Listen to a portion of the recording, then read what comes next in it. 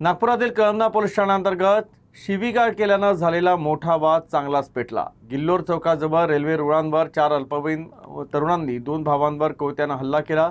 या हल्ल्यात 2 भाऊ जखमी झाले, तर कळमना पोलिसांनी 4 अल्पवयीन आरोपींना ताब्यात घेतलंय। प्राप्त माहितीनुसार हेमंत यादव हा आपला भाऊ सागर यादव याला घरी बोलवण्यासाठी रेल्वे रुळाजवळ गेला होता। यावेळी हेमंत एका युवकाला शिवीगाळ करत होता। मात्र तिथून जाणाऱ्या काही अल्पवयीनांना ही शिवीगाळ आपल्याला उद्देशून केली जात असल्याचा गैरसमज झाला। त्यांनी याबाबत आपल्या साथीदारांना माहिती दिली। यानंतर 4 अल्पवयीन घटनास्थळी पोहोचले आणि हेमंत व सागर यांच्यासोबत वाद घालू लागले।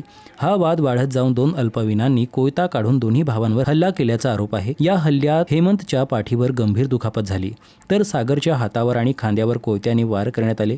हल्ल्यानंतर आरोपी घटनास्थळावरून फरार झाले। जखमी दोन्ही भावांना उपचारासाठी रुग्णालयात दाखल करण्यात आलं आहे। घटनेची तक्रार मिळाल्यानंतर कळमना पोलिसांनी 4 अल्पवयीनांविरोधात गुन्हा दाखल करून त्यांना ताब्यात घेतलंय। या प्रकरणाचा पुढील तपास सुरू असून हल्ल्यात वापरण्यात आलेल्या शस्त्राबाबतही पोलिसांकडून माहिती घेतली जात आहे। तसेच यातील एका अल्पवयीनाचा पूर्वीचा गुन्हेगारी रेकॉर्ड असल्याची माहिती समोर आली आहे। घराशेजारी असणारी रेल्वे पटरी जी आहे गिल्लोर चौक येथील, तिथे बसले होते दोघेजण। त्या ठिकाणी समोरून 2-3 मुले जात होती, जी 18 वर्षाखालील होती। त्यांचा असा गैरसमज झाला की ही दोघं त्यांना शिव्या देत आहेत, शिवीगाळ करत आहेत।